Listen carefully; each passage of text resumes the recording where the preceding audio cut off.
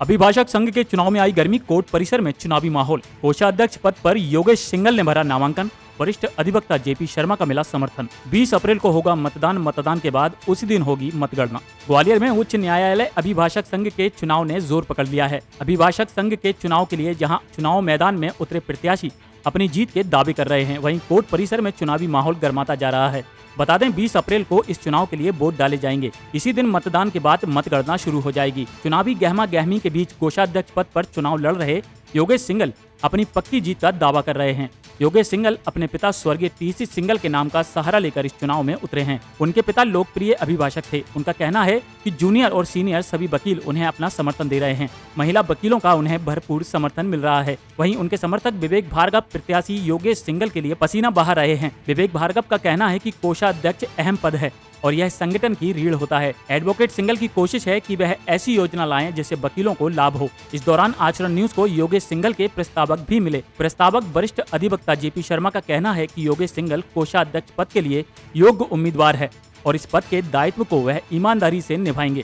इस मौके पर advocate Alok Katare, advocate Ajay Bhargava, Prashant Chauhan, Abhishek Bindal, advocate Gunjan Singhal, advocate Meenakshi Tripathi, advocate Seema Singhal, advocate Nivedita Jain, advocate Nikhil Vijayvargiya सहित बड़ी संख्या में एडवोकेट मौजूद रहे। 20 अप्रैल को मतदान सुबह 10 से शाम 5 बजे तक चलेगा। निर्वाचन अधिकारी के अनुसार रात 11 बजे तक अध्यक्ष, कोषाध्यक्ष और सचिव के पदों के नतीजे घोषित हो जाएंगे, जबकि अगले दिन अन्य पदों के नतीजे आएंगे। जिला अदालत परिसर में आज कई प्रत्याशियों ने अलग अलग पदों के लिए नामांकन पर्चा दाखिल किया। इस दौरान निर्वाचन कार्यालय में बड़ी संख्या में प्रत्याशियों और उनके समर्थक तथा प्रस्तावक नजर आए। 12 अप्रैल को नाम वापसी की आखिरी तारीख है। उच्च न्यायालय अभिभाषक संघ का यह चुनाव काफी मायने है। इस चुनाव में कौन जीतेगा और कौन हारेगा यह तो मतगणना के बाद पता चलेगा, लेकिन इस चुनाव को लेकर न्यायिक क्षेत्र से जुड़े लोगों की निगाहें हैं।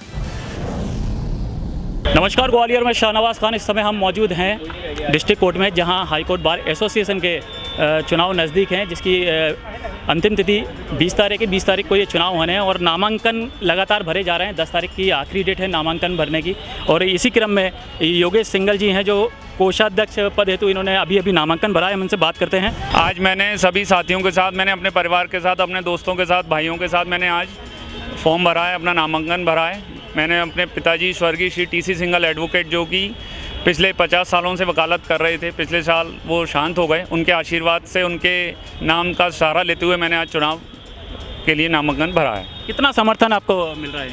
मुझे सभी बड़े सीनियर्स, जूनियर्स, मेरे साथी सभी का मेरे को सहयोग है। माताओं का, बहनों का, जितनी भी लेडी लॉयर्स हैं, आप देख रहे हो मेरे साथ कितनी सारी लेडी लॉयर साथ में खड़ी हुई हैं, सभी का मेरे को सहयोग मिल रहा है। तो आपको बिल्कुल उम्मीद है कि आपकी? मेरे को पूरी उम्मीद है कि मैं भारी मतों से कोषाध्यक्ष के पद पर विजयी होऊंगा। सर, क्या नाम है आपका? विवेक भार्गव।